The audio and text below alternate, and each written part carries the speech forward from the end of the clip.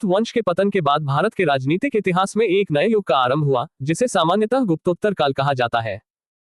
इस काल में केंद्रीय सत्ता के कमजोर पड़ने के कारण अनेक क्षेत्रीय शक्तियां उभरकर सामने आईं। गुप्त साम्राज्य के विघटन के पश्चात जिन प्रमुख राजवंशों का उदय हुआ, उनमें मैत्रक, मौखरी, पुष्यभूति, परवर्ती गुप्त और गौड़ विशेष रूप से उल्लेखनीय है। इन सभी में पुष्यभूति अथवा वर्धन वंश के शासकों ने सबसे विशाल और सशक्त साम्राज्य की स्थापना की।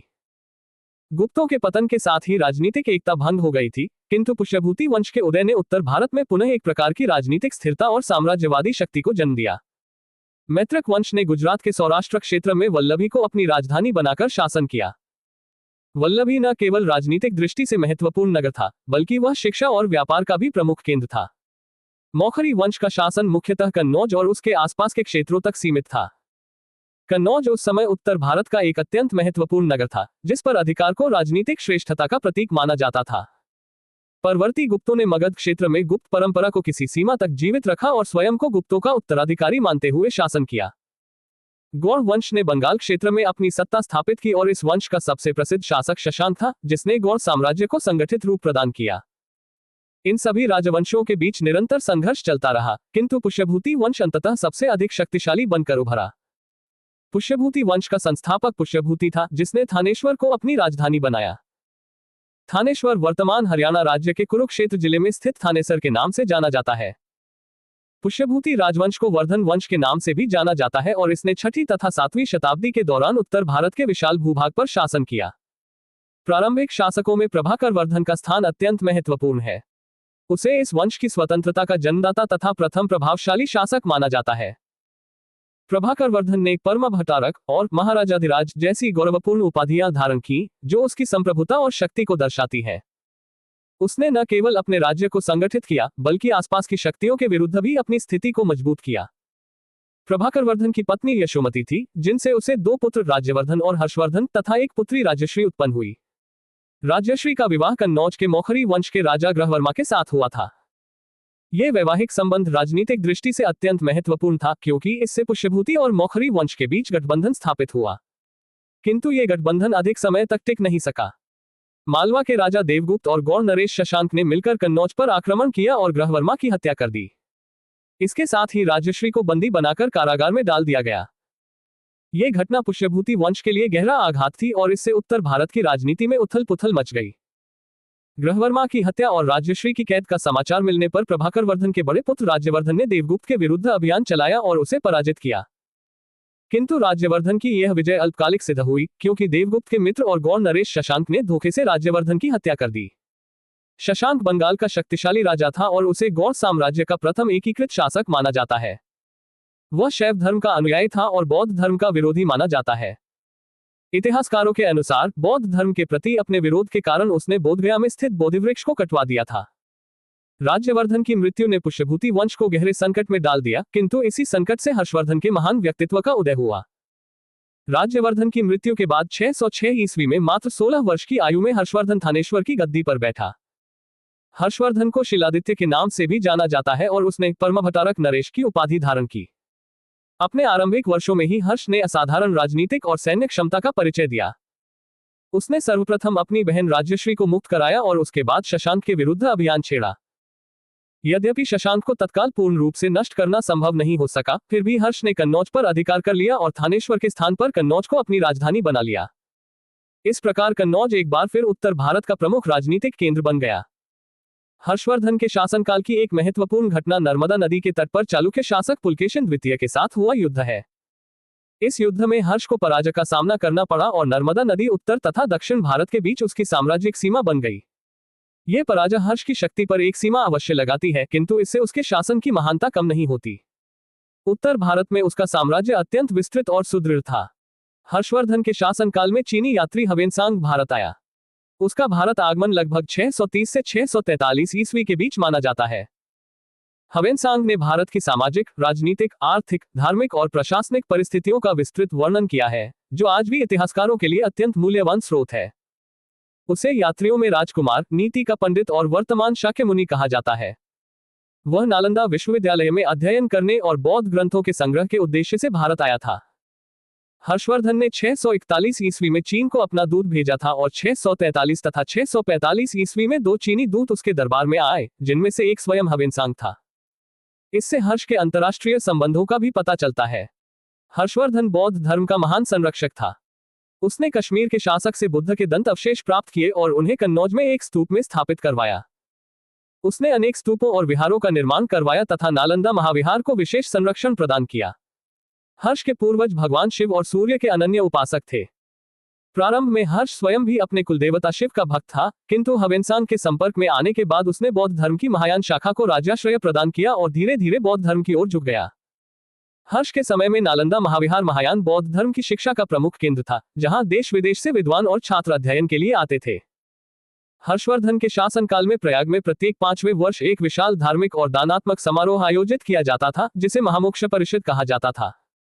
इस आयोजन में हर्ष अपनी सारी संपत्ति दान कर देता था और स्वयं साधारण वस्त्र धारण करता था।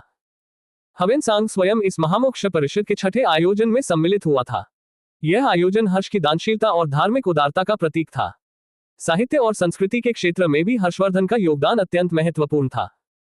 उसके दरबार में बाणभट्ट जैसे महान विद्वान और कवि रहते थे। बाणभट्ट ने हर्षचरित नामक ग्रंथ की रचना की, जो हर्ष की जीवनी है, तथा कादंबरी जैसे प्रसिद्ध संस्कृत उपन्यास की रचना की। हर्षवर्धन स्वयं भी एक विद्वान शासक था और उसके नाम से प्रियदर्शिका, रत्नावली और नागानंद नामक 3 संस्कृत नाटकों की रचना मानी जाती है। यद्यपि कुछ विद्वानों का मत है कि ये नाटक धावक नामक कवि द्वारा हर्ष के नाम से लिखे गए थे, फिर भी इनका संबंध हर्ष के सांस्कृतिक संरक्षण से स्पष्ट होता है। हर्ष को प्रायः भारत का अंतिम हिंदू सम्राट कहा जाता है, किंतु ये कथन पूर्णतः सही नहीं माना जाता। वह न तो कट्टर हिंदू था और न ही पूरे भारत का शासक। वह बौद्ध धर्म को भी मानता था और उसका साम्राज्य मुख्यतः उत्तर भारत तक सीमित था।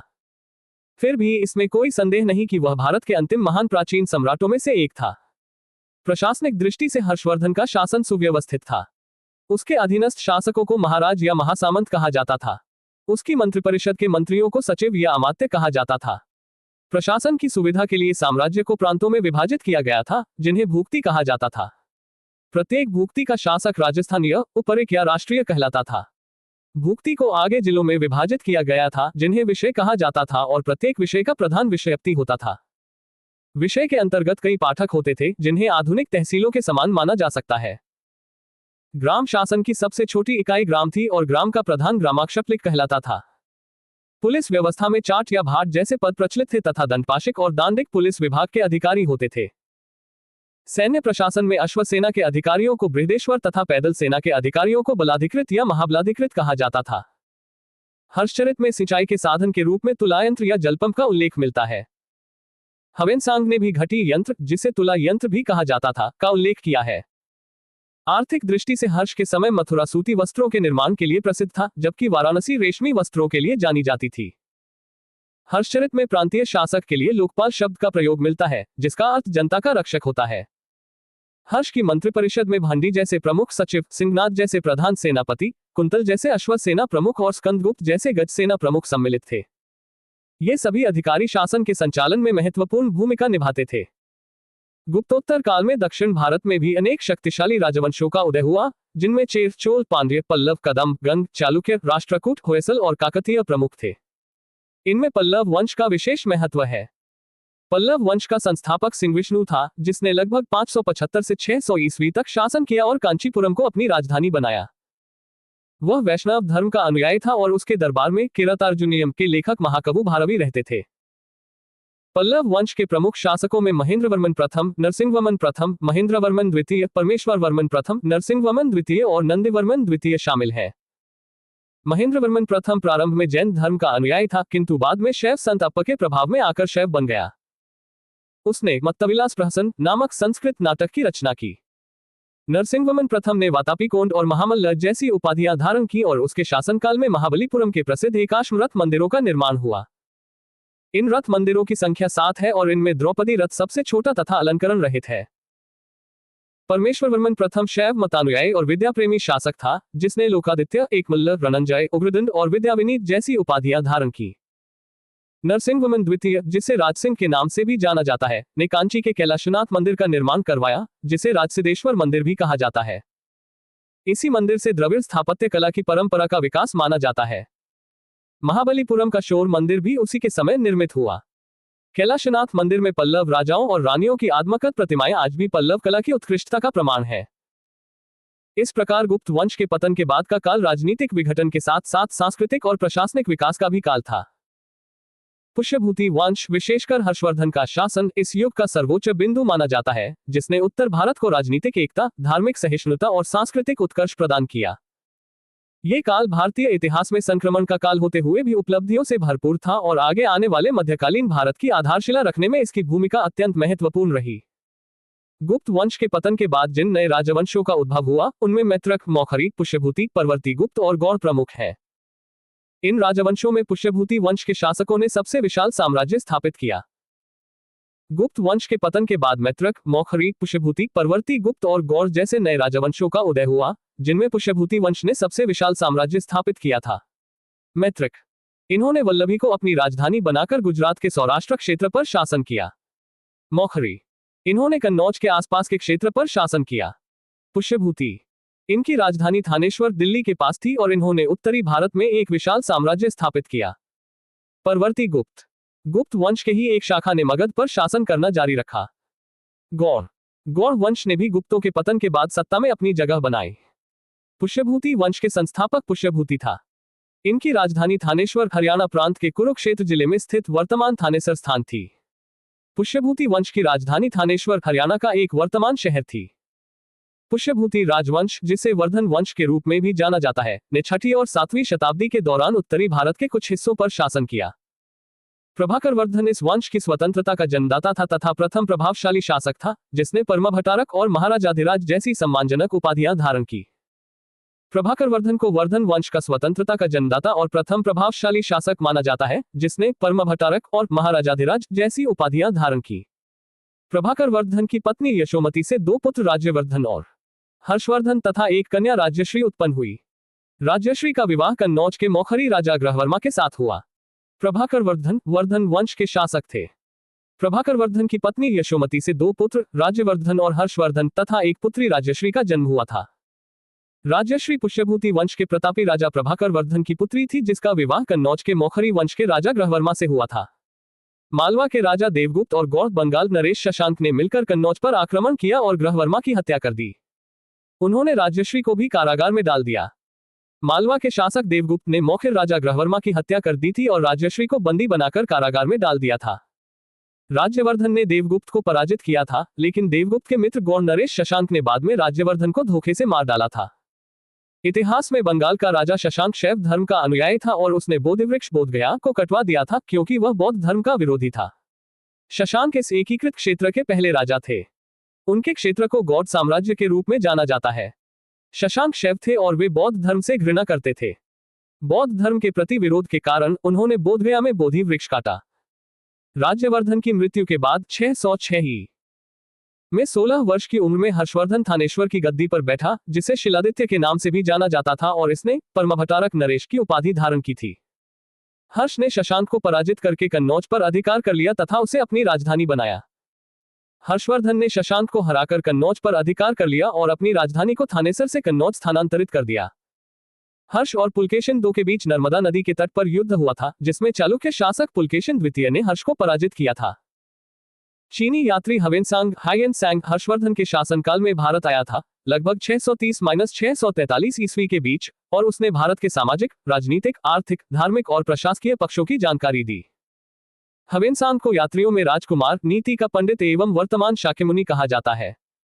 वह नालंदा विश्वविद्यालय में पढ़ने एवं बौद्ध ग्रंथ संग्रह करने के उद्देश्य से भारत आया था। हवेनसांग को यात्रियों में राजकुमार, नीति का पंडित और वर्तमान शाक्यमुनि कहा जाता है, और वह नालंदा विश्वविद्यालय में अध्ययन करने और बौद्ध ग्रंथों का संग्रह करने के उद्देश्य से भारत आया था।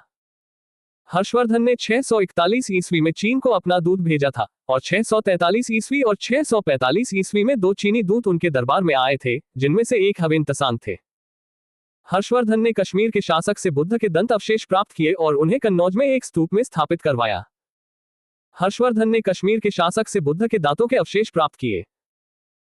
हर्ष ने अपनी शक्ति के बल पर कश्मीर के राजा से बुद्ध के दांत को प्राप्त किया तथा उस दांत को उन्होंने कन्नौज के पश्चिम दिशा में स्तूप का निर्माण करवाकर उस स्तूप में उसे स्थापित कर दिया था। ऐसे ही हर्ष ने अनेक स्तूपों का निर्माण करवाया। सम्राट हर्ष ने ही नालंदा विहार का निर्माण करवाया। हर्ष के पूर्वज भगवान शिव और सूर्य के अनन्य उपासक थे। प्रारंभ में हर्ष भी अपने कुलदेवता शिव का परम भक्त था। चीनी यात्री ह्वेनसांग से मिलने के बाद उसने बौद्ध धर्म की महायान शाखा को राज्याश्रय प्रदान किया तथा वह पूर्ण बौद्ध बन गया। हर्ष के पूर्वज भगवान शिव और सूर्य के उपासक थे और आरंभ में हर्ष भी अपने कुलदेवता शिव का भक्त था, लेकिन बाद में उसने बौद्ध धर्म को अपनाया। हर्ष के समय में नालंदा महाविहार महायान बौद्ध धर्म की शिक्षा का प्रधान केंद्र था। हर्षवर्धन के शासनकाल में नालंदा महाविहार महायान बौद्ध धर्म की शिक्षा का एक प्रमुख केंद्र था, जहां कई विद्वान और छात्र शिक्षा प्राप्त करते थे।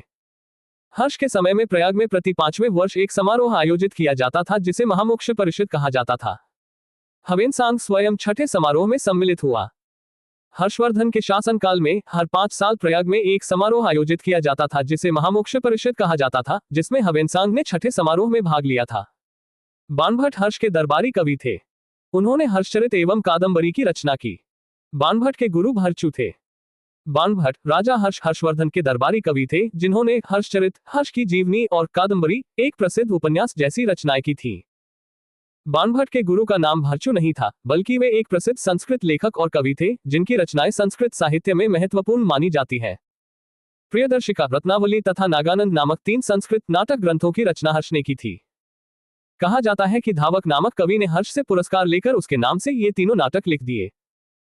हर्षवर्धन ने नागानंद, रत्नावली और प्रियदर्शिका नामक 3 संस्कृत नाटकों की रचना की थी, लेकिन कुछ विद्वानों का मानना है कि धावक नामक कवि ने इन्हें हर्ष के नाम से लिखा था।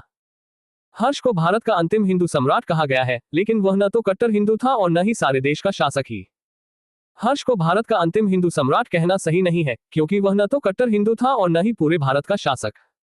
वह बौद्ध धर्म को भी मानता था और उसका शासन क्षेत्र भी सीमित था। हर्ष के अधीनस्थ शासक महाराज अथवा महासामंत कहे जाते थे। हर्षवर्धन के अधीन शासक महाराज को महासामंत कहा जाता था, जिनका प्रशासन में महत्वपूर्ण स्थान था। हर्ष के मंत्री परिषद के मंत्रियों को सचिव या अमात्य कहा जाता था।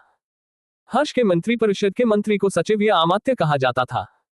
प्रशासन की सुविधा के लिए हर्ष का साम्राज्य कई प्रांतों में विभाजित था। प्रांत को भूक्ति कहा जाता था।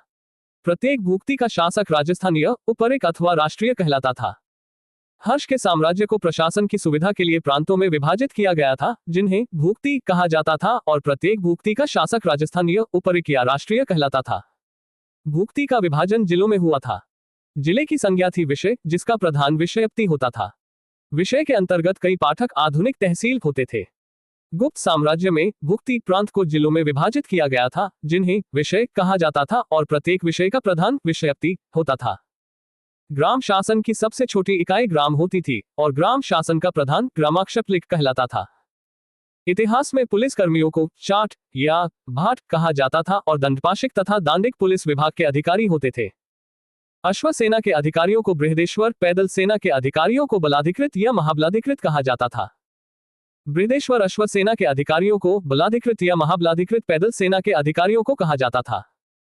तुलायंत्र जलपंप का उल्लेख हर्षचरित में सिंचाई के साधन के रूप में मिलता है। इसके समय में सूती वस्त्र के निर्माण के लिए मथुरा सबसे अधिक प्रसिद्ध था। हर्षचरित में सिंचाई के साधन के रूप में तुलायंत्र जलपंप का उल्लेख मिलता है। घटी यंत्र, तुला यंत्र का प्रयोग होता था। हर्षवर्धन के समय घटी यंत्र का प्रयोग होता था। ह्वेनसांग ने घटी यंत्र का उल्लेख किया है। इसे तुला यंत्र भी कहा जाता था। हर्ष के समय मथुरा सूती वस्त्रों के बुनाई के लिए प्रसिद्ध था, खासकर उच्च कोटि के सूती वस्त्रों के लिए। ह्वेनसांग की भारत में यात्रा के समय सूती कपड़ों के उत्पादन के लिए सबसे प्रसिद्ध नगर था। तत्कालीन समय में मथुरा सूती वस्त्र के उत्पादन का मुख्य केंद्र था, जबकि वाराणसी रेशम के लिए प्रसिद्ध था। हर्षचरित में प्रांतीय शासक के लिए लोकपाल शब्द आया है। लोकपाल शब्द संस्कृत भाषा के शब्द लोक, लोगों और पाला संरक्षक से बना है। लोकपाल प्रांतीय शासक। इतिहास। हर्षवर्धन भारत के आखिरी महान राजाओं में एक थे। हर्षचरित के अनुसार हर्ष की मंत्रिपरिषद में मुख्यमंत्री या राज्यवर्धन भंडी जैसे महत्वपूर्ण व्यक्ति शामिल थे, जो संकट के समय महत्वपूर्ण निर्णय लेने में महत्वपूर्ण भूमिका निभाते थे। अनुसार हर्षवर्धन की मंत्रिपरिषद: भंडी प्रधान सचिव, सिंहनाद प्रधान सेनापति, कुंतल अश्व सेना का प्रधान, स्कंदगुप्त गज सेना का प्रमुख। दक्षिण भारत के प्रमुख राजवंश ये रहे: चेर, चोल, पांड्य, पल्लव, कदम्ब, गंग, चालुक्य, राष्ट्रकूट, होयसल, काकतीय। पल्लव वंश का संस्थापक सिंहविष्णु था, जिसने 575 से 600 ईस्वी तक शासन किया था। इसकी राजधानी कांचीपुरम, जिसे कांची भी कहा जाता है, थी, जो तमिलनाडु में स्थित है। सिंह विष्णु वैष्णव धर्म का अनुयायी था। किरातार्जुनीयम के लेखक महाकवि भारवी पल्लव शासक सिंह विष्णु के दरबार में रहते थे। पल्लव वंश के प्रमुख शासक क्रमशः महेंद्र वर्मन प्रथम 600-630 नरसिंह वर्मन प्रथम 630-668 महेंद्र वर्मन द्वितीय 668-670 परमेश्वर वर्मन प्रथम 670-700 नरसिंहवर्मन 2700-728 और नंदीवर्मन 2730-800 थे। महेंद्र वर्मन प्रथम 600-630 यह पल्लव वंश का एक महान शासक था जो शांति और युद्ध दोनों में कुशल था। नरसिंह वर्मन प्रथम 630-668 यह महेंद्र वर्मन प्रथम का पुत्र था। महेंद्र वर्मन द्वितीय 668-670 कशाकुड़ी दानपत्र के अनुसार उसने घटिका विद्वान ब्राह्मणों की संस्था के लिए दान दिया था। परमेश्वर वर्मन प्रथम 670-700 नरसिंहवर्मन 2700-728 नंदीवर्मन 2730-800 पल्लव शासक महेंद्रवर्मन प्रथम ने ही मत्तविलास प्रहसन नामक संस्कृत नाटक की रचना की थी। पल्लव शासक महेंद्रवर्मन प्रथम 600-630 शुरू में जैन धर्म का पालन करता था, लेकिन बाद में शैव संत अप्पर थिरुनावुक्कर के प्रभाव में आकर उसने शैव धर्म को अपना लिया। महेंद्रवर्मन शुरू में जैन मतावलंबी था, परंतु बाद में तमिल संत अप्पर के प्रभाव में आकर शैव बन गया था। महाबलीपुरम के एकाश्म मंदिर, जिन्हें रथ कहा गया है, का निर्माण पल्लव राजा नरसिंह वर्मन प्रथम के द्वारा करवाया गया था। रथ मंदिरों की संख्या 7 है। रथ मंदिरों में सबसे छोटा द्रौपदी रथ है, जिसमें किसी प्रकार का अलंकरण नहीं मिलता है। महाबलीपुरम के एकाश्म मंदिर, जिन्हें रथ कहा जाता है, का निर्माण पल्लव राजा नरसिंह वर्मन प्रथम ने करवाया था, जिनमें 7 रथ मंदिर हैं, जिनमें सबसे छोटा द्रौपदी रथ है, जो अलंकरण रहित है। पल्लव शासक नरसिंहवर्मन प्रथम ने वातापीकोंड, वातापी का विजेता और महामल्ल महान पहलवान की उपाधि धारण की थी और उनके शासनकाल में चीनी यात्री हवेनसांग कांची आया था। परमेश्वर वर्मन प्रथम शैवमतानुयायी था। उसने लोकादित्य, एकमल्ल, रणंजय, अत्यंतकाम, उग्रदंड, गुणभाजन आदि की उपाधियां ग्रहण की थी। इसने मामलपुरम में गणेश मंदिर का निर्माण करवाया था। मामलपुरम महाबलीपुरम में गणेश रथ मंदिर का निर्माण पल्लव शासक नरसिंहवर्मन प्रथम ने करवाया था, जो 7वीं शताब्दी के उत्तरार्ध में भारतीय रॉककट वास्तुकला का एक उदाहरण है। परमेश्वर वर्मन प्रथम विद्याप्रेमी भी था और उसने विद्याविनीत की उपाधि भी ली थी। परमेश्वर वर्मन प्रथम विद्याप्रेमी थे और उन्होंने विद्याविनीत और पल्लव महेश्वर जैसी उपाधियां धारण की थी, जो उनकी विद्या के प्रति प्रेम को दर्शाती है। अरबों के आक्रमण के समय पल्लवों का शासक नरसिंहवर्मन II था। उसने राजा सिंह, राजाओं में सिंह, आगमप्रिय, शास्त्रों का प्रेमी और शंकर भक्त, शिव का उपासक की उपाधियां धारण की। उसने कांची के कैलाशनाथ मंदिर का निर्माण करवाया, जिसे राजसिद्धेश्वर मंदिर भी कहा जाता है। इसी मंदिर के निर्माण से द्रविड़ स्थापत्य कला की शुरुआत हुई। महाबलीपुरम में शोर मंदिर का निर्माण भी नरसिंहवर्मन II ने किया। अरबों के आक्रमण के समय पल्लव शासक नरसिंहवर्मन द्वितीय था, जिसने राजा सिंह, आगमप्रिय और शंकर भक्त की उपाधियां धारण की और कांची के कैलाशनाथ मंदिर, जिसे राजसिद्धेश्वर मंदिर भी कहा जाता है, का निर्माण करवाया।